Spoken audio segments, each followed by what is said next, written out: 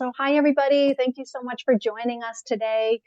This is our session on career pathways and international affairs.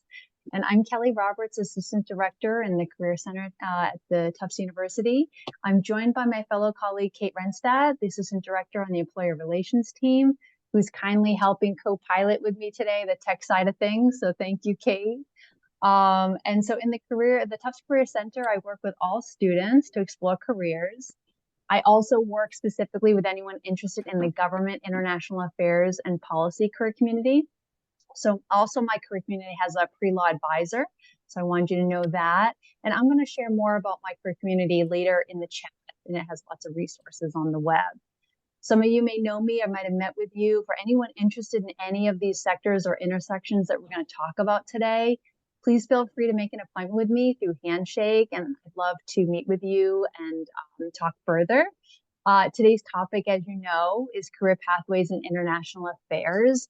And we know that this area is so large and interconnected, and sometimes it can feel overwhelming to navigate. So please reach out to my career community anytime. We can brainstorm ideas, explore interests, look at your resume, do mock interviews, or learn more about having career conversations with alumni that are working in the areas that we're going to talk about today. So we're a resource for you on campus. So this brings me to our very special guest, who has a wealth of knowledge in today's topic that's going to help you further learn and explore what's out there. We're so lucky to have Carmen Mezzera joining us today, and Carmen is the Executive Director of the Association of Professional Schools of International Affairs. It's also known as APSIA. And Carmen's going to talk about the many career possibilities within the international affairs community and the skills that are valued. And she's also going to share tips about applying for these types of jobs and internships, whether they're in the public or the private sector, or even intergovernmental. So our goal today is to provide with you information, knowledge, and resources to help explore these possibilities. And it's okay not to know it all. You know, it's a work in progress. And please put all of your questions in the chat whenever you'd like during the presentation, anything you may be wondering about. You can also send them directly to me in the chat or to Kate, and we'll gather them for Carmen to answer at the end of this presentation. So thanks again for joining us. And Carmen, welcome. And, thanks for being here with us today. And I'm going to turn it over to you now. Well, thank you, Kelly and Kate, for inviting me. I always enjoy the chance to meet with Tufts students and talk with all of you about the many different careers in this gigantic field. As Kelly shared, I run the Association of Professional Schools of International Affairs. So we're the community for all of the graduate schools like Fletcher, which is one of our founding members, all over the world that really specialize in teaching international affairs and with that professional focus to it. So you may be thinking about grad school, you may not, but all of it is really grounded in these many different career possibilities that we have. And so I invite everybody to do two things. If you're comfortable, introduce yourself in the chat. Let me know what year you are, if there's a particular thing you're studying. That's thing one. And then thing two is if there is a question you absolutely don't want to leave without us talking through, or something that brought you here today, be sure to put that in the chat, and we'll do our best to get that content for you in the course of this conversation. So while you all are going to be typing, let's begin. How would you know, no matter what your major is, whether this is the kind of field that makes sense for you? Well, maybe you want to use your professional life, not your volunteer time, not your personal space, your professional life, to work on some of these big problems that we have in the world. Poverty, climate change. I think disease is one we all feel a little personally these days after the last several years of the pandemic. But maybe that's the kind of energy you want to put your professional life towards addressing. Maybe you feel called to help people and you want your professional journey to be of service to others. Or you're curious about the world and you want to have different places and people and languages and food. I mean, let's be honest, it's about the food. All is part of that signature part of your life. Maybe you've seen how policy choices, whether in Massachusetts or DC or Geneva or New York or somewhere else, influence people's everyday lives. And you either want to be that decision maker or you want to be the person shaping what that decision maker does. And that's how you want to spend your professional energy. Maybe you're like me and you just like to argue, right? You love that back and forth and that exchange of energy and ideas and the ability to totally convince somebody that you're right. Maybe every so often let your own mind be changed. And that's the kind of dynamism that you want to have as part of your professional journey. And whether it's these or something else, maybe you just feel called to leave the world better than you found it. And you may not know what that means yet, but you just feel that impulse, that desire to have all of the time you'll spend as a working professional address some issues, some problem, and just leave things better than the way you inherited them. So whether it's these or something else, there is a place and a space for you in the many different careers of international affairs. For those of you who might be studying these issues, you know that our space is an interdisciplinary field. It's history and politics and culture and language and economics and business and trade and all of those different pieces on the academic side. And the same thing is true on the professional side. You may have heard about careers in diplomacy or defense or development, but there is an international affairs element to so many more areas. Energy, science, technology, human rights, education, communication, all of these have a global element to them and careers that have that global focus underneath them. And we'll talk in a minute about some different ways you can put your interests together. But because the space is so big, you'll hear me organize it into 4 buckets. These buckets are completely made up, and most people will move across and among them during the course of their professional life. But for simplicity's sake, I'm going to talk about opportunities in the public sector, local, state, federal government, globally. So if you aren't a US citizen, I'm still talking about government jobs. The private sector, companies, the nonprofit sector, and the multilateral sector, by which I mean the UN and the World Bank and all of that huge family of intergovernmental member organizations. And you'll see that, as I said, most people, many people will move among and across all of those different areas.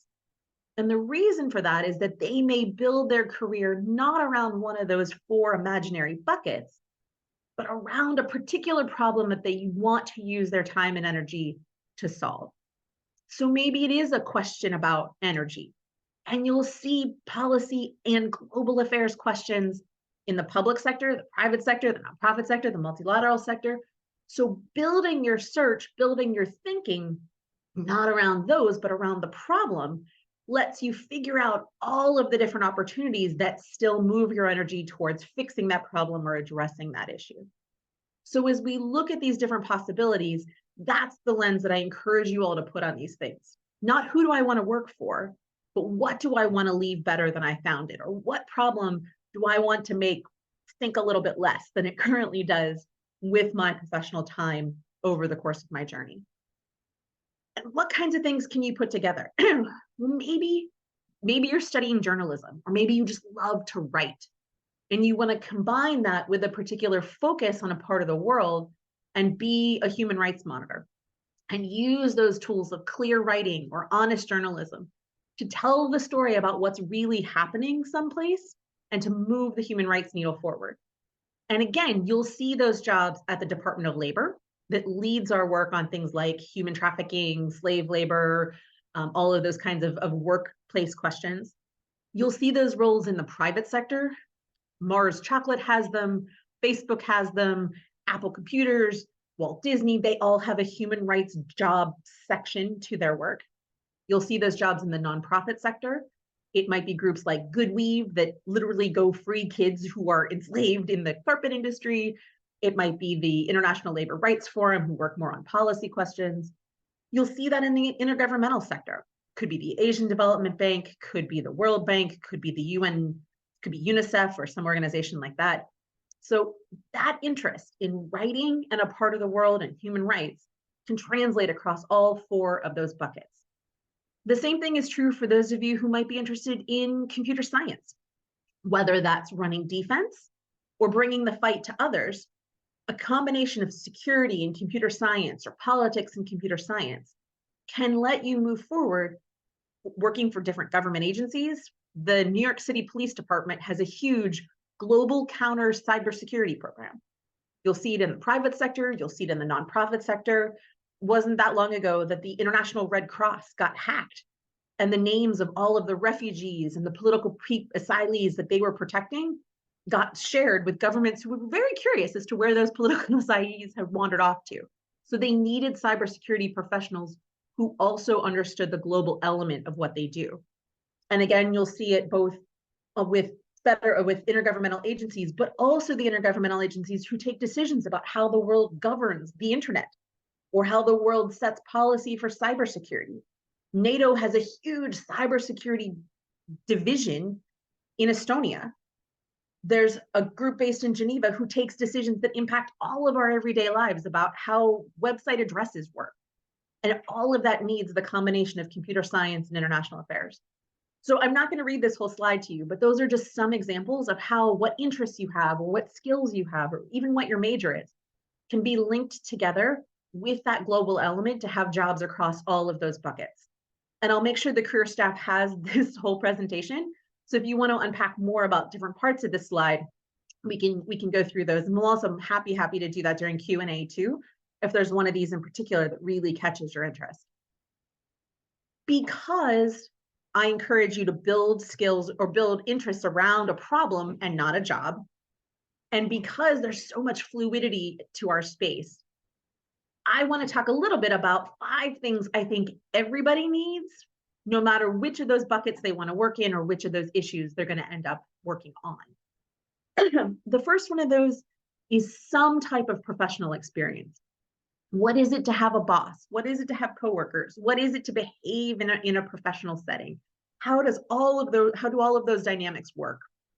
In a perfect world, which we don't live in, you'd be able to do that with some element of an international context, because different cultures and different places simply have different ideas about how teams work together or how you manage your boss. All of those dynamics change when you're in that international context. So if you're able to, I encourage you to find ways when you're studying abroad or when you have a chance to access some international experience to have that professional exposure. And I'm happy to talk about ways that other people will pay for you to go and do those things as well. The second thing I think everybody needs is the ability to communicate clearly. In particular, in our space that's in written form, so much of international affairs happens in written form. And I don't mean those 80-page papers that your faculty have you write. I mean all the content that's in that 80-page paper in a page and a half. Can you tell me everything you know about a subject and what I should know and do about it in that tight page and a half? And then can you share that information comfortably no matter what kind of audience is in front of you? High school students, heads of state and government, whomever it is, can you take what you know in your head and share it with others? And if these are things that scare the heck out of you, now while you're still a student is the perfect time to work on them. Be the one who gives the class presentation, especially if it terrifies you. Talk to your professors. I'm sure there's a writing center somewhere on the Tufts campus that can help you sharpen and clarify that written product. Because knowing all there is to know about something doesn't help you if you can't share it with others and help them know all that you took the time to learn. And again, in that perfect world that we don't live in, you'd be able to do this in a language other than your native language, to share that information with more than just an audience who speaks the same language that you did. And the third thing I think everybody needs is related to that, and that's the language of information. For some of you, that's going to be the math part, the quantitative elements of taking data and taking information and manipulating them to see what they show us. But for everybody, even the non-math people, the ability to look at a situation, to unpack it, to say, this is what works and this is what doesn't. This is what we keep, this is what we change. To understand what the math people tell you. That whole language of information and language of analytics is a critical skill set you will need across all 4 of those buckets and in all of the different jobs that you are going to encounter in your professional life.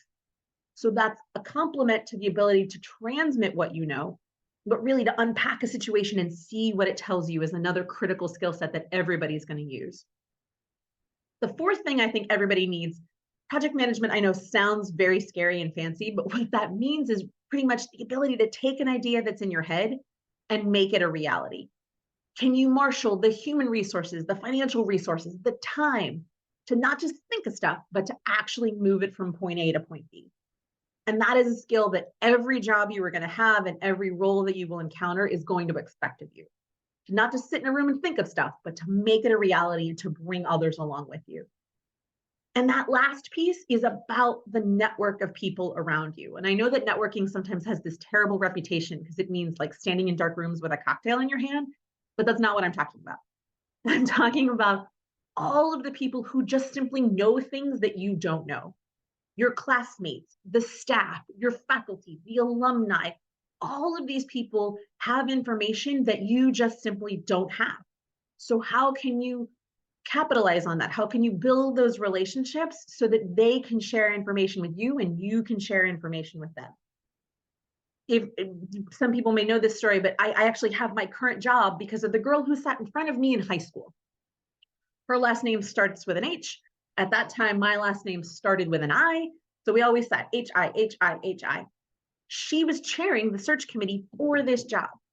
And it's not that she got me the job, but 2 weeks before the job opened, she said, hey, I'm chairing the search committee for this job, and I think you'd be a really good fit. So I had a 2-week head start. And when the job opened, she was able to say, hey, I think Carmen does a quality job. Everybody should look at her materials. So she gave me that advanced knowledge, and then she helped open the door for me to let myself get noticed in this context. And it's because the girl who sat in front of me in high school. It's not like some deep professional relationship. So all of those people around you are an asset, and you're an asset to them. And you have to think about them, not in a mean, extractive kind of way, but in a supporting kind of way for all the people around you. So it's very well and good for me to tell you you all need these things, but where do you get them?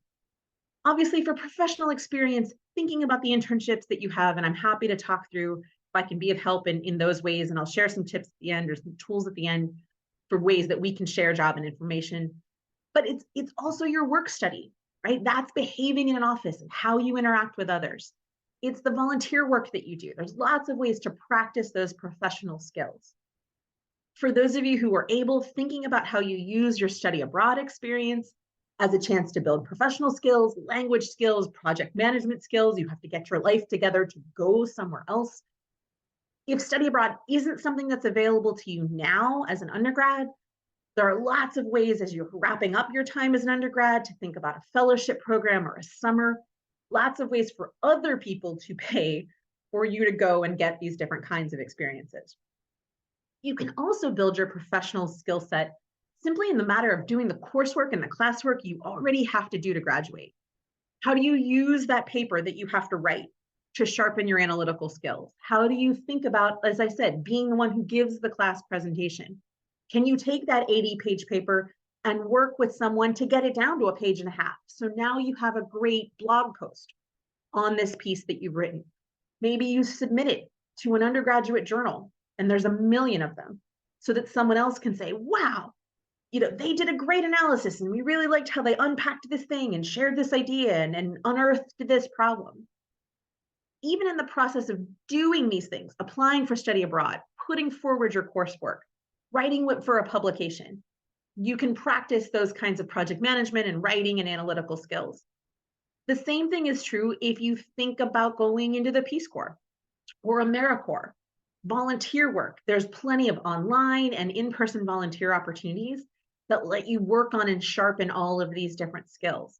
And as I said, even the process of applying for something like Peace Corps means you have to marshal lots of human and financial and time resources. You have to write clearly, you have to speak comfortably.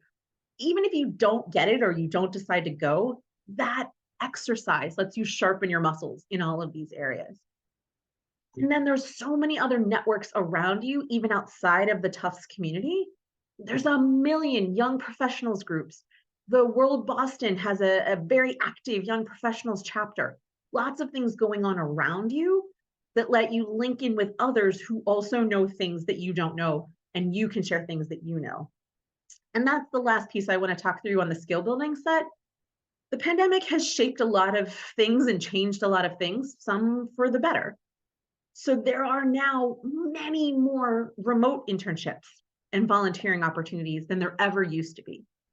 And these are beneficial for a couple of reasons. One, if you're not able to go to Geneva or DC or San Diego or wherever, you can access things you just simply couldn't have accessed before from Medford. But also, the workplace of the future is changing. And if more and more offices are going to be remote or hybrid, how you manage a team or how you manage a boss is going to require that remote experience. And so you're deepening and building that professional experience skill set that you can then market to employers. As I mentioned, there is a ton of stuff going on in and around your campus that lets you connect local and global issues. I mentioned World Boston, the UN Association of the Greater Boston Area on your campus, the International Student Services Office, the Intercultural Office. The local hospitals love people with language skills. The local police force loves people with language skills. So it lets you build out those global competencies, those communication skills, just in your backyard. And you'll see that in lots of different contexts. There are refugee resettlement agencies, the local trade bureau who's trying to help businesses get export ready. All of those pieces let you do that in and around where you are without needing to get on a plane, without needing to go super outside of the kinds of everyday life you might have. I talked a little bit about the fact that you can take your homework and use it as a professional development tool in blogs. You can work with faculty on their research. You may have the opportunity, if working for free is not a possibility, to pick up what's called a freelance project, which would be a short-term assignment of one specific deliverable that you do often for money, but it lets you practice your writing and your project management and your analytical and all of those other skills. There may be things like contract work, where instead of one project that's a one-off, you have a certain time frame and you deliver a number of different things in that time frame for a particular organization. This might be, again, working for free. It could be work that you do for money, all kinds of different things. And if your schedule is such that you only have a certain pocket here and there, it can be a good way to slot in some professional development in between the other 700 things you're trying to do. And the last thing I will commend to your attention is that one of the nice things that's come out of the pandemic is that so many events and activities are now online. So you can watch that broadcast from Tokyo or Geneva about an issue that you care about. You can hear how they talk about those things. What's the common nomenclature that they use? What are the keywords? What are their predictions about where that space is going? And then you can follow up with those speakers and say, oh, so-and-so, I really loved your presentation on food security and the war in Ukraine. I really liked your point about this. I'm curious why you didn't mention that. Can I talk to you? And then that gives you an open door to build a relationship with someone that you would otherwise never have contact with. But because you've gone to this online event or seen them in that context, you now have an opening, a reason to reach out and try to put them into your network. So these are some of the nice after effects of the pandemic. Kate, do you have oh, good, you're back, Carmen. We lost you for a second. Oh, welcome my goodness. Back. Surprise. I'm not sure, where did I leave off? I think you were talking about listening in to like all these things you can do remotely that you can hear about opportunities. Sure. So I apologize if I repeat myself, but going to those events lets you have a chance to build relationships with the speakers, to reach out to them, to ask, to engage with them and add them to your network in a way that you couldn't do before the pandemic. So these are some nice after effects of that time frame that let you build relationships with folks far beyond your immediate community that you wouldn't have otherwise been able to access. I want to very quickly go through some of the mechanics of applying from my perspective as someone who reads and receives a lot of applications, but I know you have such a great support team at Tufts. I want to go through this fairly quickly as a way to have more time for us to answer your questions. And I appreciate all the things that are coming in the chat. Every application, every organization is going to be different. So at a bare minimum, follow directions and you will immediately set yourself apart from others and make yourself more competitive. But on the whole, most organizations are going to ask for a cover letter, a resume, or a CV. They are different things. Please follow directions and do what they ask. Some are going to ask for transcripts, unofficial or official. Some are going to ask for writing samples. and I keep talking about that giant 80-page paper that your faculty have you write, if there's like 2 to 5 quality standalone pages in there, you can use that work you've already done, maybe tweak the beginning, tweak the end, but you can think about the schoolwork you've already created as a gateway to having writing samples that organizations are going to need. They will often tell you how long they want it to be, but thinking about the stuff you've already done and how you can pull out a 2 or a 5-page snippet of that can be an easy way to access those writing samples. I'll talk a little bit later about references, but for those of you who are later in your journey, thinking back on the faculty you want to stay in relationship with is really key. And for those of you who are earlier in your journey, as you go forward, thinking about the faculty you want to stay in a relationship with is also really important. It doesn't have to be weekly, it doesn't have to be monthly. Once a year, oh, Professor so-and-so, how are you? What are you up to? I'm so glad to talk to you. Here's what's going on in my life. It's some reason for them to stay in touch and to keep up to date on what you're doing. On cover letters, I have very strong feelings. So I want to briefly share with you from my perspective what I think makes a strong cover letter. It is important to remember your cover letter is not about you, right? Your cover letter is about me as the employer. What can you do for me, and why should I pay attention to you? Because of that grounding, I recommend a 5-paragraph approach to a cover letter. First paragraph, short and tight. Okay, that can be about you. Why should I keep reading about you? Much like a newspaper opening, something really tight that hooks me in, that makes me want to keep going. The middle section, that's about me. I have told you in the job description what I want, so you tell me back in the cover letter how your experiences are going to give it to me, how you're going to make me better at my job, how you're going to help me fulfill my mission or deliver on the thing that I have told you I want to do. And then the last bit, that's about us. What can we do together that will move my work forward? So a little bit about you, a whole lot about me, and then a little bit about us together. To me, those cover letters make it very easy for me as an employer to see why I should want to talk to you more, why I should want to interview you more, why I should want to keep reading and learning more about you. The complement to the cover letter is the resume. And you never know which one an employer is going to encounter first. So they have to live together. They have to live symbiotically. I read resumes first because if you can't handle making a clear case in your resume, why would I bother with full sentences that actually require reading and thinking? I have colleagues, though, who read a cover letter first because if you can't handle putting a full sentence together, why should they bother looking at your resume? You don't know which of the two of us you're going to get. So your application at this stage has to live together. And you know from the job description what kinds of intersections, what kinds of things I'm looking for. So in that resume, give me details. Who, what, when, where, how many, what were the impact, what was the result? It doesn't have to be, large numbers. It just needs to be honest information. Taught 7 fourth graders math after school every day. That tells me who, it tells me what, it shows me that you can handle a rowdy group of fourth graders, whatever it is. And then if you need to, in your cover letter, you can tell me a little bit more about that and how it connects to what I've asked for in the job description.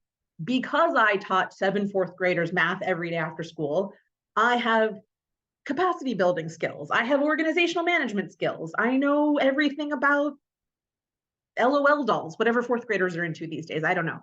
But all of those pieces let you link for me what skills you have and what you've done. So the two have to live together.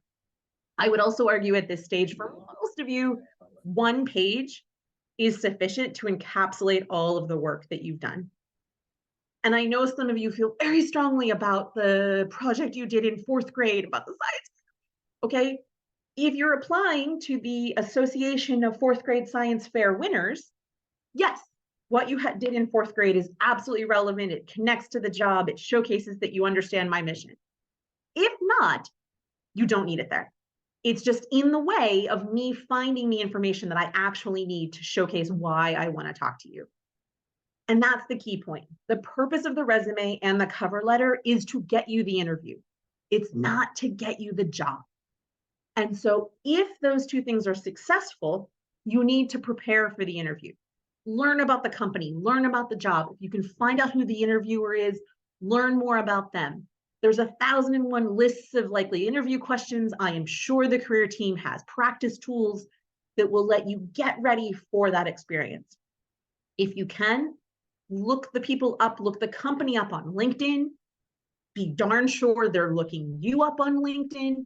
So all of that is about preparing yourself to make the case in person as to why you really connect with that job and that organization. And your network can be really helpful in this case too, because maybe they can give you insight or intel that you didn't have before because they have information that you simply don't have. Briefly on letters of recommendation, I talked about the importance of staying in touch with faculty. It doesn't have to be the most famous person in the room. It doesn't have to be the highest title or the highest ranking person. It has to be someone who really can testify to what you have done and what you have the capability to do. The only caveat to that is don't ask your grandmother, right? Or your family. I'm sure your grandmother loves you, but that is not the unbiased opinion I'm looking for when I'm trying to weigh in on whether or not a candidate is going to be a good fit for my organization. And it's okay to give your recommenders the ammunition that you want them to have to make the case on your behalf. If it's a job that's really heavy in quantitative analysis, tell them, remember that paper I wrote for you that was really heavy on quantitative analysis? Remember this thing that I did with this data set? Remember this piece, that piece? Remind them so that they are ready to be a good reference for you. Also, don't forget to tell them that they're your reference. I get a lot of random phone calls and I say, oh, yes, I remember so-and-so, but it's never a good look for you when I'm surprised that I get a call. And similarly, tell them what happens on the other end. Oh, Kelly, I got the job. I didn't get the job. I got the internship. I went to this grad school. They are invested in you. They want to know what happens next.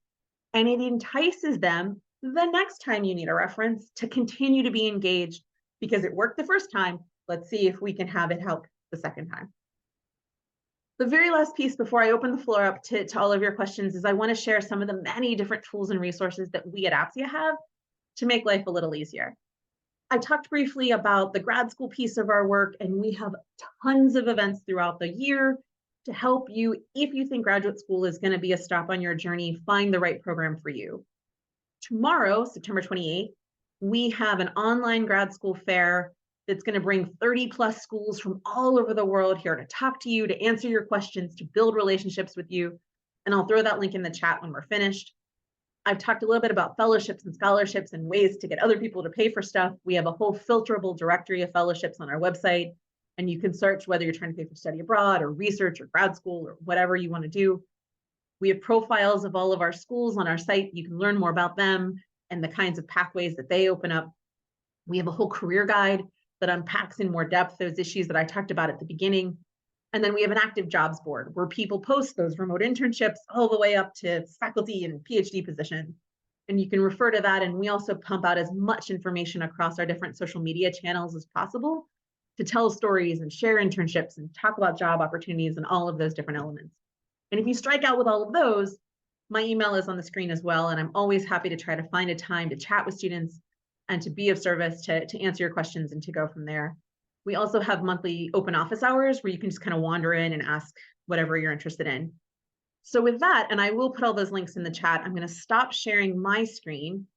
And I look forward to seeing and hearing more about the kinds of questions I can answer for you all.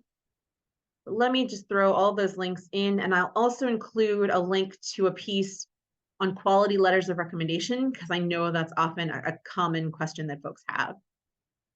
So Ian's in his third year. He's on the pre-med track, and he's interested in USAID and other agencies. That's great. Love to hear more about career paths that are more on the ground as opposed to being desk-centered. Julia, absolutely.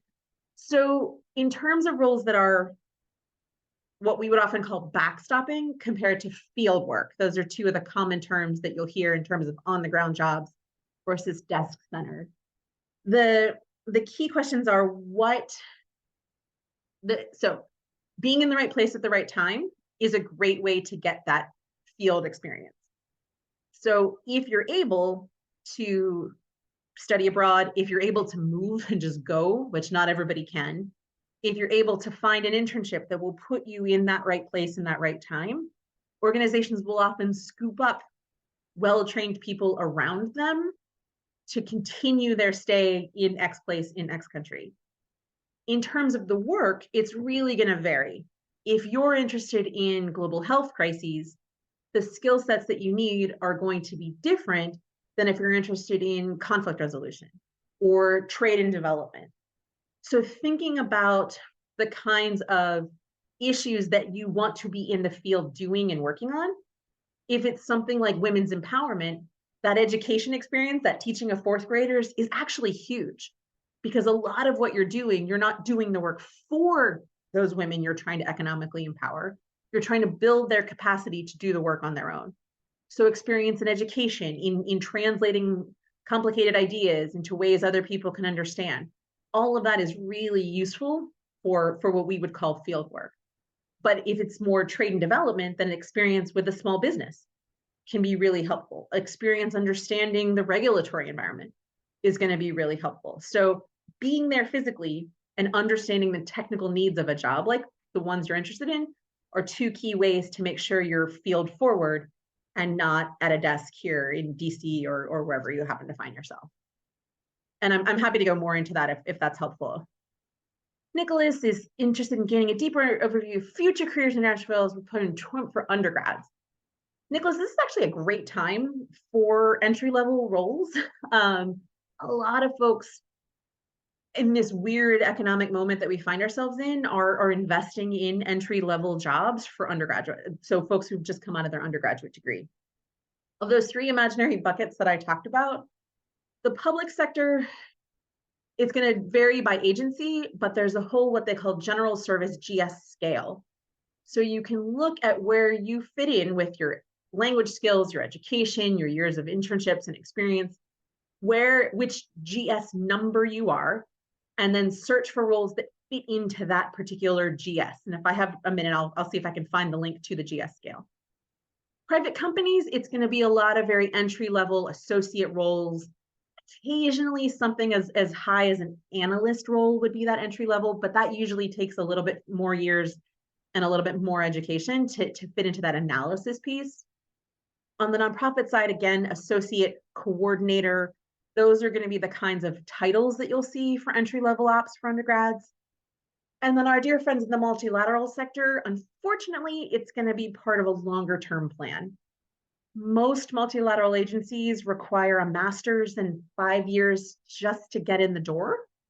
So it's not that they don't love you, it's that they love you later and not now. So thinking about how you build towards a role like that is really useful and important without getting discouraged that you don't get that kind of job right out of your undergraduate degree.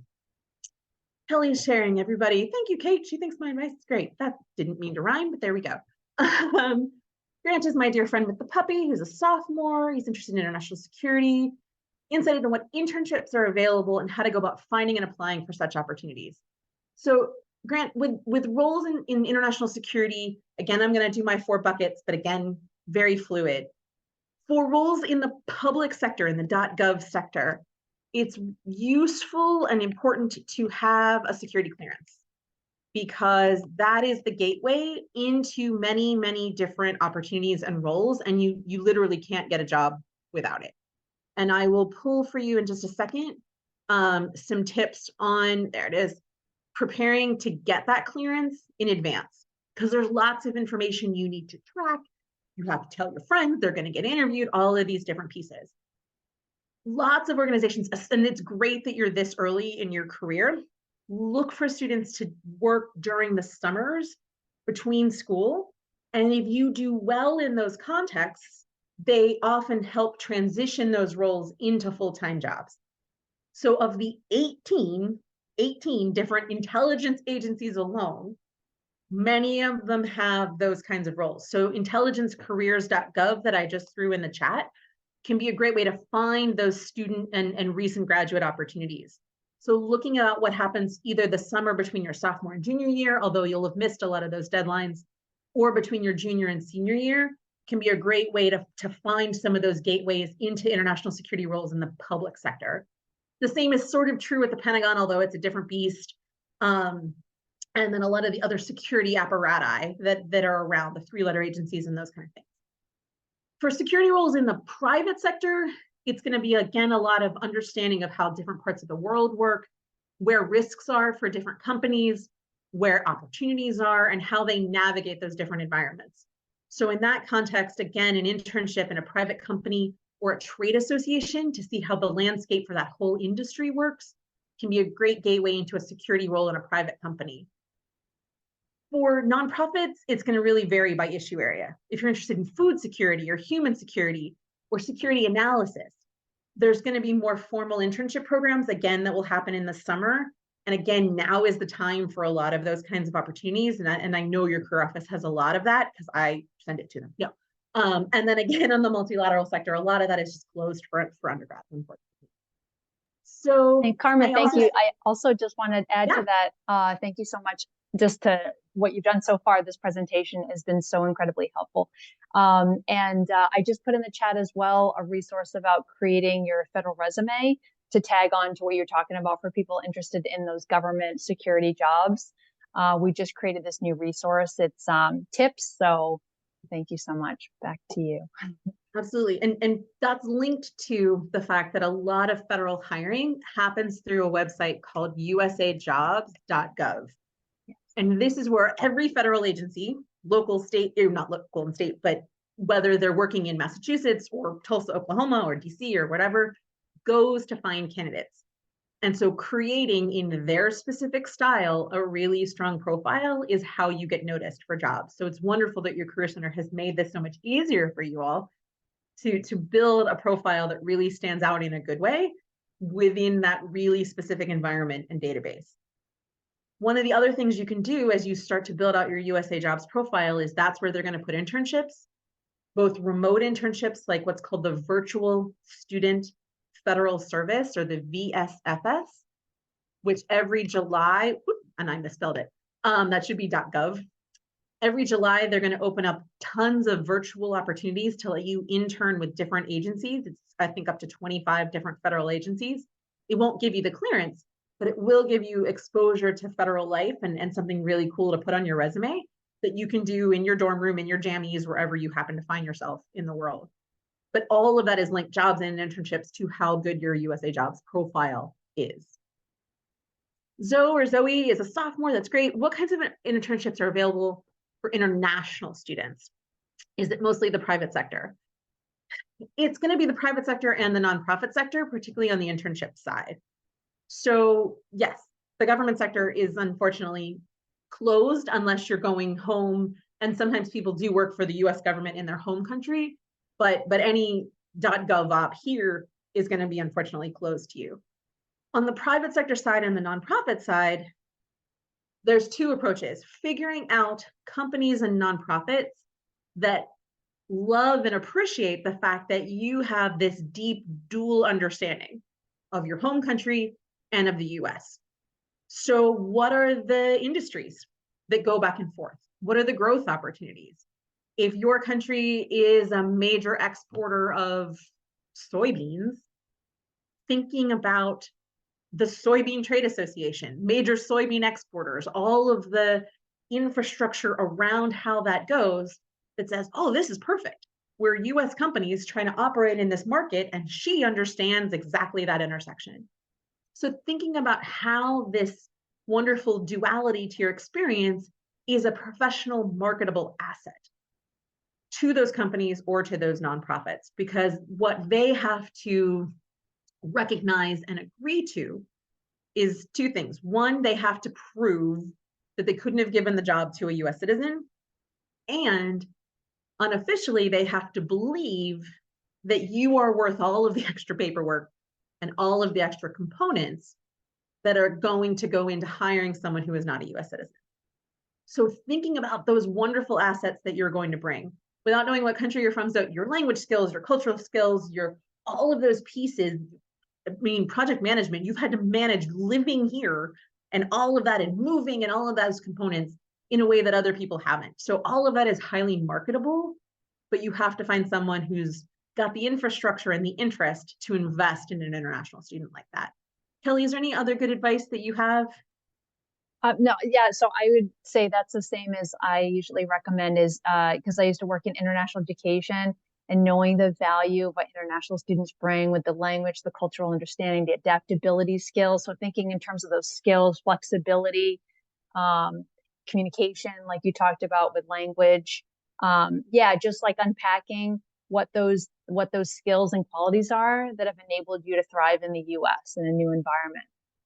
That can help as well. Carmen, we have a great Please. question in the chat too from Simon.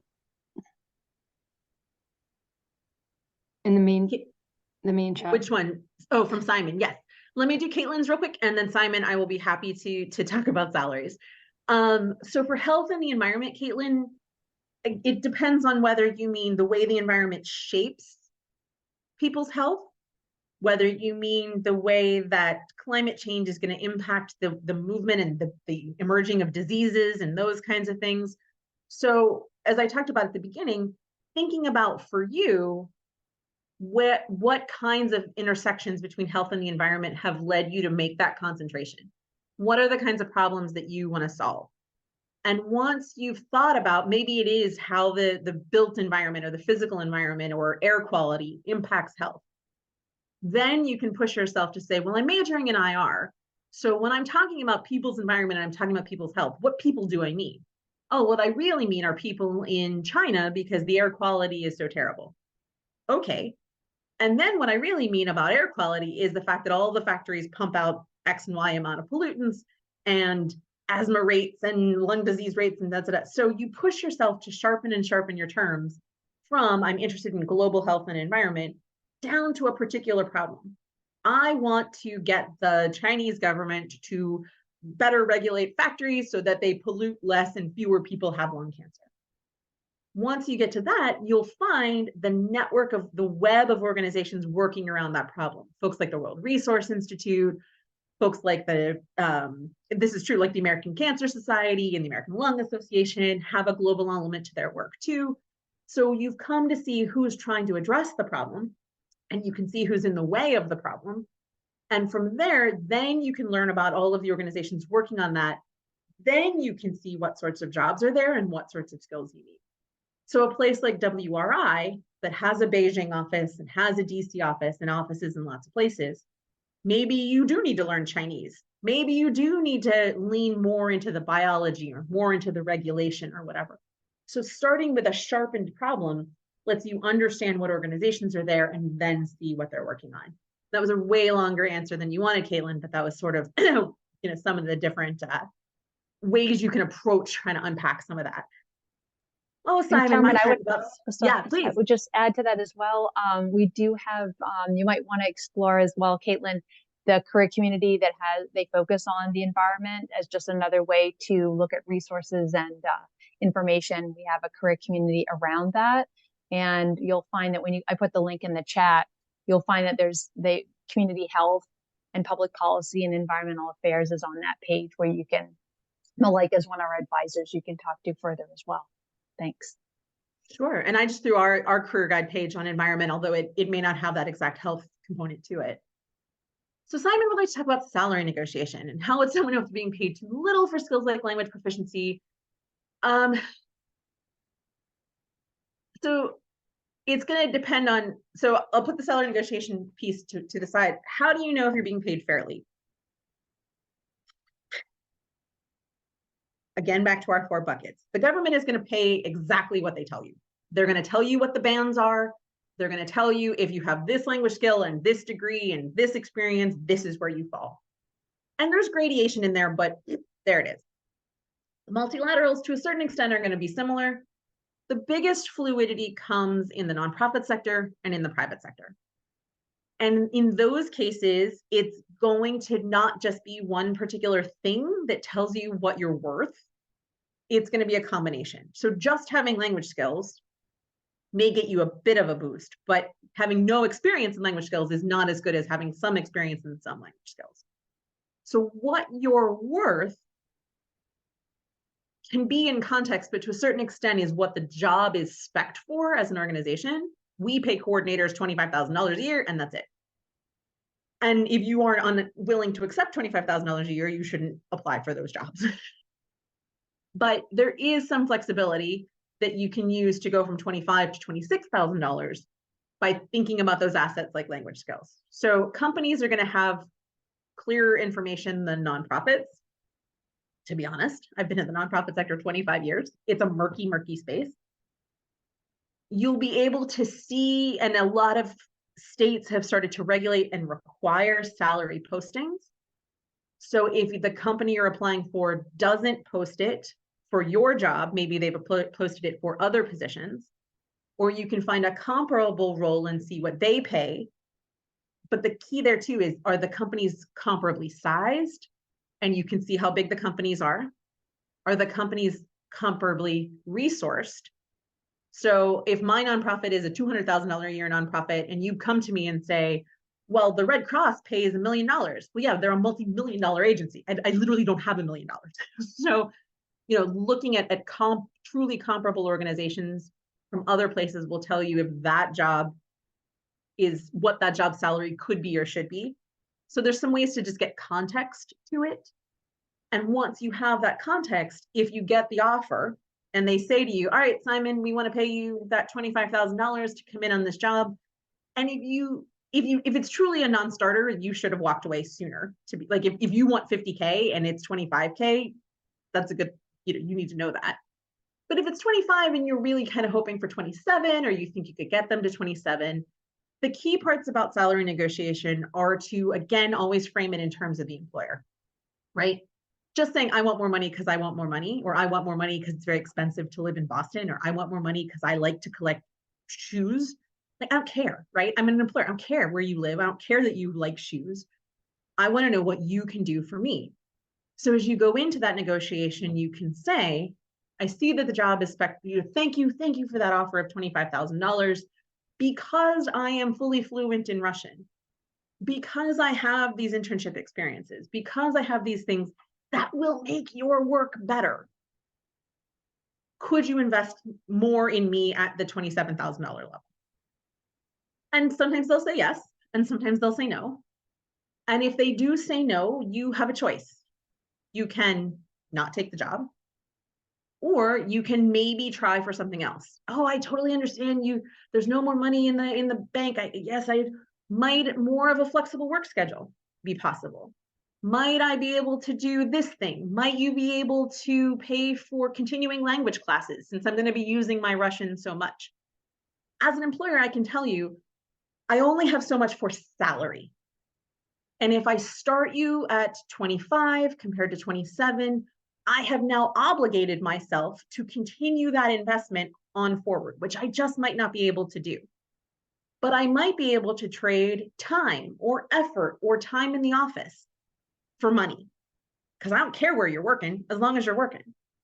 I may be able to trade a short-term one-off $1,000 for super whoopee advanced Duolingo that I only have to do once compared to obligating myself down the line. So in terms of negotiation, don't just think about the dollars, think about what you really want for a quality of life experience. And you may be able to get more out of an employer who just may simply not have, they would be happy to give you 27K if they had it, but they don't. So not just thinking in terms of that, but thinking about all of the things that would make your life better can be a way of really coming to an understanding with an employer to end in a reasonable spot. But it's got to be based on apples to apples. Because I've had people come and say, again, well, the Red Cross paid, well, that's lovely. They're literally 100 times bigger than us. Like, I just can't do it. You should go work for them. So again, thinking about it from the employer's point of view is really important. And I know we're at time, so I'm going to shut up. But I will put my email again in the chat for folks who would like to follow up. And we have so many great things coming up. I hope you'll join us there too. Thank you so much, Carmen. This has been awesome. And I'm also going to share in the chat information, my contact info. Also, just to reiterate what a lot of your great advice was, is, especially with negotiation or getting more intel into different fields.